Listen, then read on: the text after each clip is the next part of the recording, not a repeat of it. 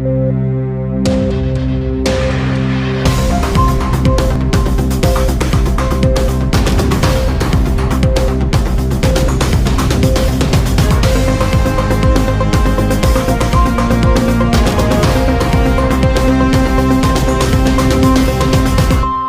आप देख रहे हैं तेलंगाना समाचार। తుక్కగూడ సభ వేదికగా రాబోయే లోక్సభ ఎన్నికల నేపథ్యంలో అఖిల భారత కాంగ్రెస్ పార్టీ ఎన్నికల మేనిఫెస్టోను విడుదల చేయనున్న సందర్భంగా 10 లక్షల మందితో రేపు తుక్కగూడలోని నిర్వహించనున్న భారీ బహిరంగ సభను విజయవంతం చేయాలని కోరుతూ లోక్సభ ఎన్నికల కరీంనగర్ అసెంబ్లీ నియోజకవర్గం పిసిసి సమన్వయకర్త సుప్రభాతరావు గారు నేడు కరీంనగర్ డీసీపీ కార్యాలయంలో పత్రిక విలేకరులకు సమావేశం ఏర్పాటు చేయడం జరిగింది. ఈ సందర్భంగా సుప్రభాతరావు గారు మాట్లాడుతూ ఏఐసిసి అధ్యక్షులు మల్లికార్జున ఖార్గే, అగ్రనేతలు శ్రీమతి సోనియా గాంధీ, రాహుల్ గాంధీ గారు, ప్రియాంక గాంధీ గారు పాల్గొననున్న ఇట్టి బహిరంగ సభను విజయవంతం చేయడానికి గాను రాష్ట్ర ముఖ్యమంత్రి రేవంత్ రెడ్డి గారు సారథ్యంలో రాబోయే పార్లమెంటు ఎన్నికల కరీంనగర్ లోక్సభ అభ్యర్థిని గెలిపించడం కోసం జిల్లా మంత్రులు దుద్దిల్ల శ్రీధర్ బాబు, పొన్నం ప్రభాకర్ గారి నాయకత్వంలో మానకొండూరు ఎమ్మెల్యే కరీంనగర్ డీసీసీ అధ్యక్షులు డాక్టర్ కవ్వంపల్లి సత్యనారాయణ గారి నేతృత్వంలో జిల్లా కరీంనగర్ నియోజకవర్గం నుండి నియోజకవర్గం ఇన్ఛార్జ్ పుర్మల శ్రీనివాస్ గారి ఆధ్వర్యంలో ఈ నియోజకవర్గం నుండి 1000 మందిని తరలించడం కోసం బస్సును ఏర్పాటు చేయడం జరిగింది. నగర కాంగ్రెస్ అధ్యక్షులు కోమటిరెడ్డి నరేందర్ రెడ్డి గారి నాయకత్వంలో నగరం నుండి పెద్ద ఎత్తున నాయకులు, కార్యకర్తలు రేపటి సభకు హాజరు కావడానికి కాలు ఏర్పాటు చేయబడును.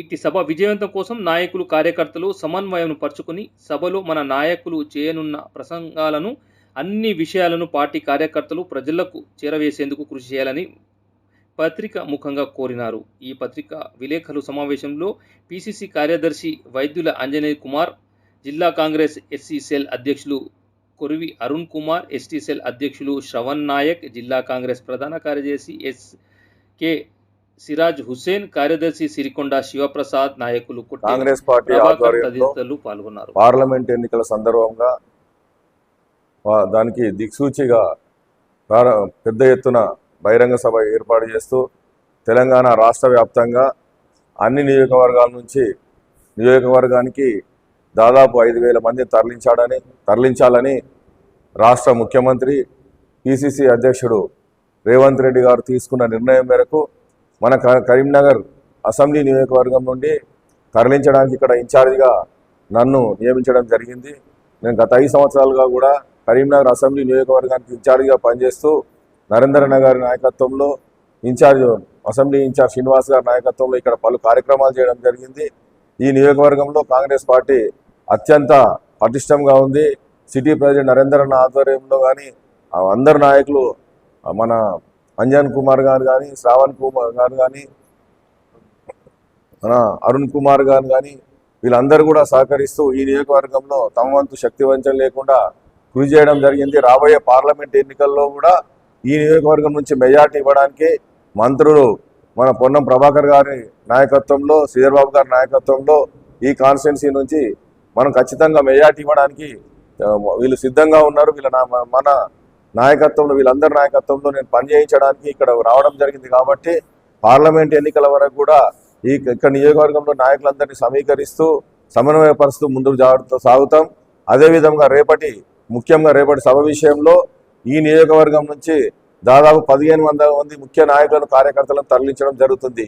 దీనికి నియోజకవర్గ ఇన్ఛార్జ్ కొరమల్ల శ్రీనివాస్ గారు బస్సులు ఏర్పాటు చేయడం జరుగుతుంది. మన జడ్పీ ఆఫీస్ అక్కడ నుండి 12 గంటలకు ఇక్కడ నుంచి ఎంతమంది కార్యకర్తలు వెళ్తామన్నా అంతమందికి సరిపోను బస్సులు పెట్టడం జరుగుతుంది. అదేవిధంగా సిటీ కాంగ్రెస్ అధ్యక్షుడు కోమటిరెడ్డి నరేందర్ రెడ్డి గారి ఆధ్వర్యంలో ముఖ్య నాయకులందరికీ, కార్యకర్తలకు కార్లు ఏర్పాటు చేయడం జరుగుతుంది. ఎంతమంది ముఖ్య నాయకులు వచ్చినా తను కూడా కార్లన్నీ ఏర్పాటు చేస్తానని చెప్పడం జరిగింది. కాబట్టి ముఖ్య నాయకులు, కార్యకర్తలు ఈ నియోజకవర్గంలోని వారందరూ గమనించి వీరిద్దరు నాయకులను సంప్రదించి సభను విజయవంతం చేయడానికి మన కరీంనగర్ అసెంబ్లీ నియోజకవర్గం నుంచి మీ వంతు సహకారం అందించాలని పార్టీ తరఫున, పిసిసి తరఫున మీ అందరినీ అర్థిస్తూ ఖచ్చితంగా కాంగ్రెస్ శ్రేణులందరూ తరలి రావాలని, మీ అందరితో పాటు నేను కూడా మీ వెన్నంటే ఉండి మీ ఖచ్చితంగా ప్రభుత్వానికి కానీ, ముఖ్యమంత్రి కానీ, పిసిసి అధ్యక్షునికి ఈ నియోజకవర్గం తరలిపోయిన ప్రతి నాయకుని పేరుతో నివేదిక ఇవ్వడం. ప్రియతమ నాయకులు, కాబోయే ప్రధానమంత్రి రాహుల్ గాంధీ గారు, ప్రియాంక గాంధీ గారు పాల్గొనేటువంటి ప్రతిష్టాత్మకమైనటువంటి తుక్కుగూడ సభకు సంబంధించి మా పిసిసి అధ్యక్షులు ప్రియతమ నాయకులు ముఖ్యమంత్రి గారు రేవంత్ రెడ్డి గారి ఆధ్వర్యంలో జరుగుతున్నటువంటి తుక్కుగూడ సభకు మరి పెద్ద ఎత్తున నాయకులం కార్యకర్తలం అంతా కూడా తరలి వెళ్తా ఉన్నాం. ముఖ్యంగా 6 గ్యారంటీలతో పాటు భవిష్యత్తులో పార్లమెంట్ ఎన్నికల్లో మరి ఏ విధంగానటువంటి సెంట్రల్కి సంబంధించినటువంటి హామీలతో పాటు ఏ విధంగా మరి తెలంగాణలో పార్లమెంటుకు సంబంధించినటువంటి దిశ మరి ప్రకటించేటువంటి ఈ ప్రతిష్టాత్మకమైనటువంటి సభకు సంబంధించి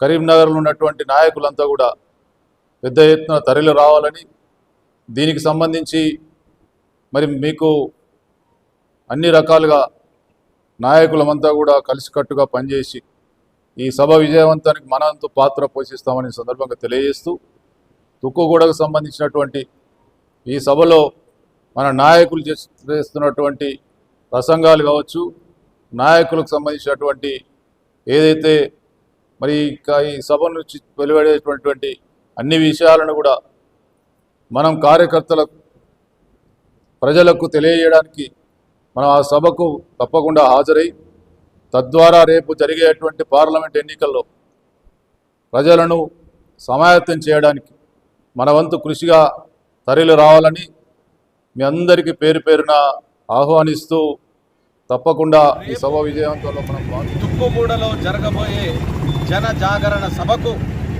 మన కాబోయే ప్రధాని కాంగ్రెస్ పార్టీ అధికారంలోకి వస్తున్నది.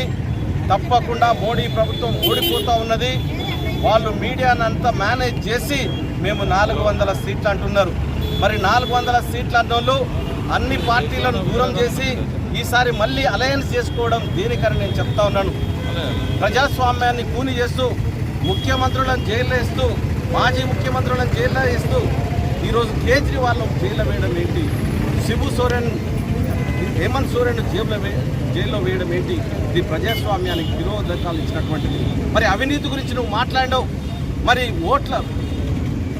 నోట్ల ఎన్నికల బాండ్ల గురించి మీరు ఎన్ని కోట్లు వసూలు చేస్తారు ఈరోజు?